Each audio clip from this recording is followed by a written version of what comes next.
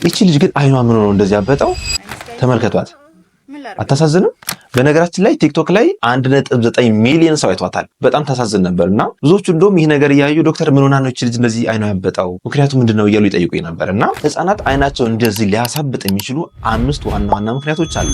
እነዚህ ዋና ምክንያቶች ዛሬ እነግራችኋለሁ። እስከ መጨረሻው ይህ ቪዲዮ ተመልከቱ። ሰላም ጤና ይስጥልን። ዶክተር ፋሲል ነኝ፣ የህፃናት ስፔሻሊስት ሐኪም ከብሩኪስ ልዩ የህፃናትና ታዳጊዎች ክሊኒክ። በዛሬው ቪዲዮ ስለ ህፃናት የአይን እብጠትና የአይን ኢንፌክሽን ማውራላችሁ። በተለይ ዋና ያልኳቸው ብዙ ሰዎች የሚጠይቁትን የአይን እብጠት፣ የአይን ፈሳሽና እንባ ማንባት ከምን እንደሚከሰት እነግራችኋለሁ። እስከ መጨረሻው ቪዲዮ ተመልከቱ። በነገራችን ላይ ብሩኪድስ ዩቲዩብ ቻናላችን 200,000 ሰብስክራይብ ደርሷል። በእናንተ እርዳታ ነው ለዚህ የደረስነው። በጣም እናመሰግናለን። ገና እንበዛለን። ሌሎች ሰዎችን ኢንቫይት እያደረጋችሁ ሰብስክራይብ እያደረጉ ቤተሰብ እንዲሆኑ፣ እንዲሁም ለእናንተም ሰብስክራይብ ካላደረጋችሁ ሰብስክራይብ አድርጋችሁ የደውል ምልክት መጫን አትርሱ። እንዲሁም ቪዲዮዎቹን ሁሉንም እስከ መጨረሻው ተመልከቱ። ስለዚህ የመጀመሪያው ምክንያት ከፍተኛ አለርጂ ነው። አለርጂ ከምግብ ሊከሰት ይችላል፣ ከመድኃኒት ሊከሰት ይችላል፣ ኢንሴክት ባይትም ሊያመጣው ይችላል። አለርጂ የሚያስከስቱ ምግቦች የትኞቹ ናቸው? በዋነኝነት እንቁላል፣ የአሳ ስጋ፣ የአሳ ዘይት፣ ቸኮሌት እንዲሁም ደግሞ የለውዝ ቅቤና ለውዝ ከፍተኛ አለርጂ ሊያስከስቱ የሚችሉ ምግቦች ናቸው። እነዚህ ግን ለሁሉም አይደለም። አንዳንድ አለርጂ ያለባቸው ህጻናት አሉ፣ የሌለባቸው አሉ። የሚገርማችሁ ይህን ምግብ አንዳንድ ህጻናት አንዴ ሴንሲታይዝድ ከሆኑ ያ ማለት ልክ ይህ ምግብ እንደተመገቡ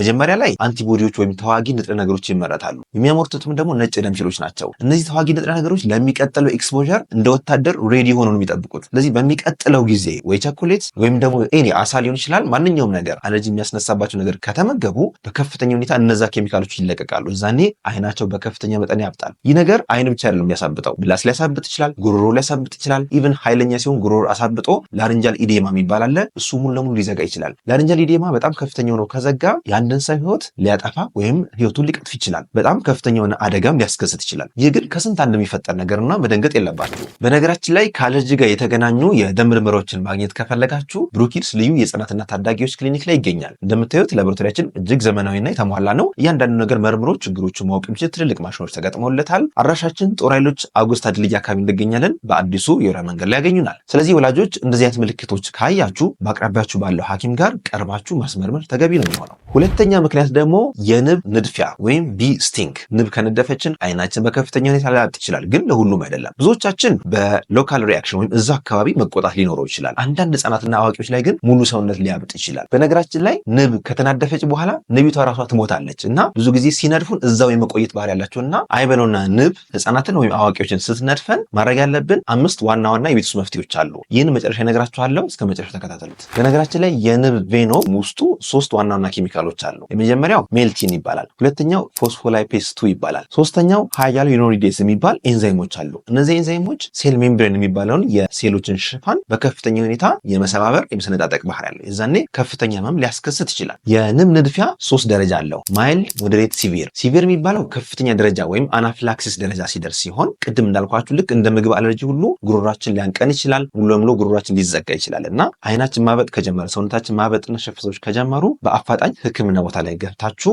ህክምና ማድረግ መርፌዎች አሉ፣ ኪኒኖች አሉ፣ ቶሎ መውሰድ ተገቢ ነው የሚሆነው። ሶስተኛው አይን በዚህ መልኩ ሊያሳብጥ የሚችለው ነገር ደግሞ የጉበትና የኩላሊት ህመሞች ሲኖር ነው። የጉበትና የኩላሊት ህመሞች ብዙ አይነት አሉ። በተለይ የኩላሊት ህመም ደግሞ ስንመለከት ኔፍሮቲክ ሲንድረም የሚባለው በህክምናው ከፍተኛ የሆነ የአይን ማሳበጥ ሊያስከስት ይችላል። ይህ በሽንት ምርመራ በደም ምርመራ ማወቅ ይቻላል። ስለዚህ የተጠራጠራችሁት የኩላሊት ኬዝ ካለ በተለይ ደግሞ ህፃናት የሽንት መጠናቸው ከቀነሰ ወይም ደግሞ ሽንት መጠናቸው ከቀላ፣ ከለሩ ከተቀየረ፣ ኮካ መልክ ወይም ሻይ መልክ ከያዘ በአፋጣኝ ህክምና የሚፈልግ ነገር ነው። ስለ ህፃናት የኩላሊት ኬዝ አንዳንድ ነገሮች ልበላችሁ። ህፃናት ላይ የኩላሊት ኬዝ የሚያመጡ ወይም የኩላሊት ህመም የሚያመጡ በጣም ብዙ ምክንያቶች አሉ። ከነዛ ውስጥ ለዛሬ የምነግራችሁ ስለ ኔፍሮቲክ ሲንድረም ነው። ኔፍሮቲክ ሲንድረም ማለት ህፃናት በሽንታቸው አማካኝነት ከፍተኛ ፕሮቲን መውጣት ማለት ነው። ዋና ምክንያቱ ደግሞ ኩላሊት ውስጥ ያሉ ፖዶሳይት የሚባሉ የኩላሊት አጣሪ ቦታዎች አሉ። እነዚህ ቦታዎች ሲጎዱ መውጣት የሌለበት ፕሮቲን ሰውነት ውስጥ መቅረት የነበረበት ፕሮቲን በሽንት ይወገዳል። የዛኔ ሰውነታችን ፕሮቲን ያንሰዋል። ሰውነታችን ውስጥ ደግሞ ፕሮቲን ሲያንስ ኦንኮቲክ ፕሬሸር የምንለውን ፕሬሸር ይቀንሳል። የዛኔ ሰውነታችን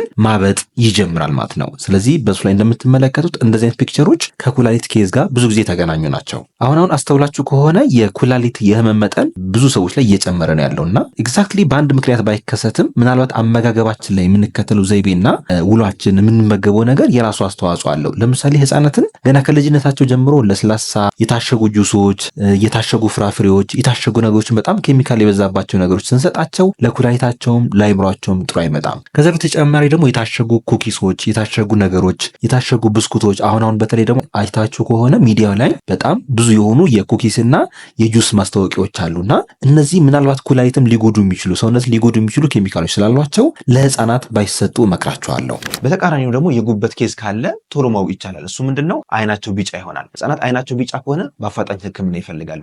ጉበታቸው እየተጎዳ እንደሆነ የሚነግረን ነገር አለ። ሆኖም ግን እባጭ ደረጃ የሚደርሰው ክሮኒክ ሊቨር ዲዚዝ ከሆነ ነው። ያ ማለት የቆየ የጉበት ኬዝ ከተከሰተ ነው እንጂ የጉበት ቫይረስ በራሱ አይን ቢጫ ማድረግ ነው እንጂ እንደዚህ ማሳበጥ ብዙ የተለመደ አይደለም። ግን አንዳንዴ ሊከሰት ይችላልና ጥንቃቄ አድርጉ። ስለ ህፃናት የጉበት ህመም ስናወራ በጣም ብዙ አይነት አሉ። ከዛ ውስጥ ብዙ ጊዜ የሚያጋጥመን ሆስፒታል የሚመጡት አኪዩት ቫይራል ሄፓታይተስ ወይም በተለምዶ የወፍ በሽታ ምንለው ኬዝ ነው። ይህ የወፍ በሽታ የሚባለው በትክክለኛ አጠራሩ አኪዩት ቫይራል ሄፓታይተስ በብዛት የሚከሰተው በሄፓታይተስ የጉበት ቫይረሶች ነው። ለምሳሌ ሄፓታይተስ ኤ የሚባል አለ፣ ሄፓታይተስ ቢ፣ ሲ፣ ዲ እስከ ኢ ድረስ አሉና እነዚህ የጉበት ቫይረሶች ጉበትን በማጥቃት የጉበት ስራ በማወክ አይንን ቢጫ ላይ ያደርጉ ይችላሉ። አልፎ አልፎ ረጅም ጊዜ ሲቆዩና ጉበትን በከፍተኛ መጠን ሲጎዱ በተለይ ቢ እና ሲ ከ10 ዓመት በላይ ከልጁ ጋር ከቆዩ ሰውነትን ሊያሳብጡ ይችላሉ። ሰው በልማድ የወፍ በሽታ ይለዋል እንጂ ከወፉ ጋር ምንም የሚያገናኘው ነገር የለም። በተለይ እድሜያቸው ለትምህርት የደረሱና ትምህርት ቤት የሚውሉ ህፃናት የሄፓታይተስ ኤ እና ኢ በቀላሉ ሊጋባባቸው ይችላል።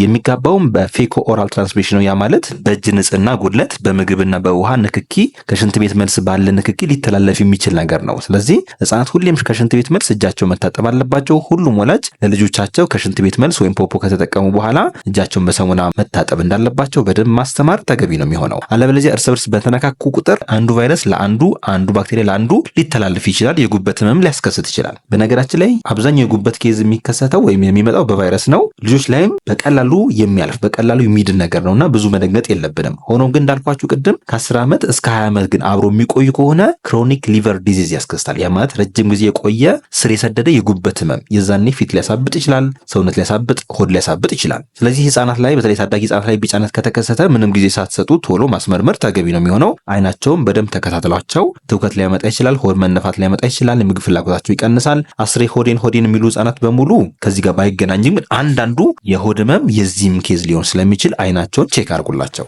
አራተኛው ምክንያት ደግሞ የአይን ሽፋንና የአይን ኢንፌክሽኖች። ብዙ አይነት ኢንፌክሽኖች አሉ አይን ዙሪያ። ለምሳሌ ከቀላሉ ስንጀምር ኮንጀክቲቫይትስ ወይም የላይኛው የአይን ሽፋን ኢንፍላሜሽን ወይም መቆጣት ሲኖር ከፍተኛ የሆነ የሚያጣብቅ አይናር ይኖራል። ከዛ በተጨማሪ ማቃጠል፣ መቆጥቆጥ፣ ውስጡ መቅላት፣ ከዛ ደግሞ ከላይ ያለው አይሊድ የምንለው የአይን ሽፋን ሊያብጥ ይችላል። ይህ ኮንጀክቲቫይትስ ይባላል። በተለይ በባክቴሪያ የሚመጣው ቶሎ መታከም አለበት። ሁለተኛው የአይን ኢንፌክሽን ታይፕ ደግሞ ፕሪሴፕታል ሴሉላይትስ ይባላል። ያ ማለት የፊተኛው የአይን ክፍል የሚባል አለ ከሴፕተም በፊት ያለ እሱ ሙሉ ከተቆጣ ፕሪሴፕታል ሴሉላይትስ ይባላል። ዋናውና ትልቁ ከፍተኛ ኢንፌክሽን የሚባለው ግን ኦርቢታል ሴሉላይትስ ይባላል። ያ ማለት የአይን ሽፋኑ ጨምሮ እስከኋላ ድረስ ሙሉ ሶኬቱ በኢንፌክሽን ይያያዛል። ያ በጣም ከፍተኛ ሪስክ አለው። ወደ ውስጥ ወደ ሜኒንጀትስ ወደ ጭንቅላቱና የመግባት ሪስክ አለው እና ህፃናት ላይ እንደዚህ እብጠት ካያችሁ ወይም አይ ዲስቻርጅ ካያችሁ ብዙ መቆየት የለባችሁ። ይሄ የሚያጣብቅ አይነት አይናር ካላቸው አይናቸው በጣም የሚቀላ የሚያብጥ ከሆነ በቀላሉ መታከም የሚችል ነገር ነው እና ሐኪም ጋር ቀርባችሁ ማሳየት ማስመርመር ተገቢ ነው የሚሆነው። በመጀመሪያው ህክምና ደግሞ ለውጥ ከሌለው የአይን ስፔሻሊስት ሐኪም ጋር ቀርባችሁ ማሳየት ተገቢ ነው የሚሆነው።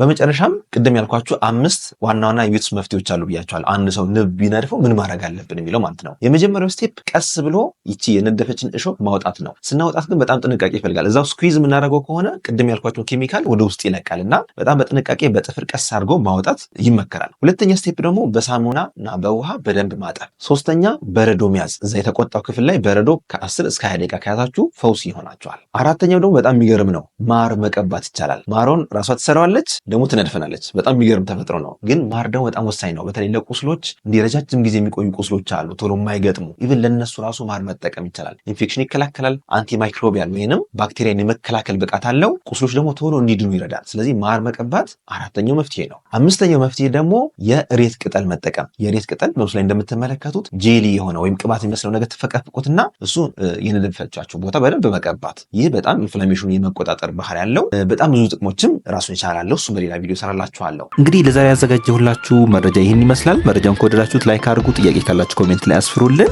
ቤተሰብ ካልሆናችሁ ሰብስክራይብ እያደረጋችሁ የደውል ምልክት እየተጫናችሁ ቤተሰብ ሁኑ። በነገራችን ላይ ሰብስክራይብ አድርጋችሁ ራሱ የደውል ምልክት ካልተጫናችሁ አዳዲስ ቪዲዮዎች ስንለቅ ወደ እናንተ ላይ ደርስ ይችላልና ቤተሰብ ከሆናችሁ በኋላ የደውል ምልክት መጫን አትርሱ። ዶክተር ፋሲል ነኝ፣ የህፃናት ስፔሻሊስት ሐኪም ከብሩክ ኪድስ ልዩ የህፃናትና ታዳጊዎች ክሊኒክ። ህክምና ከፈለጋችሁ ከታች ባሉ 3 ስልኮች ደውላችሁ ቀጠሮ ማስያዝ መምጣት ትችላላችሁ። መልካም ጊዜ።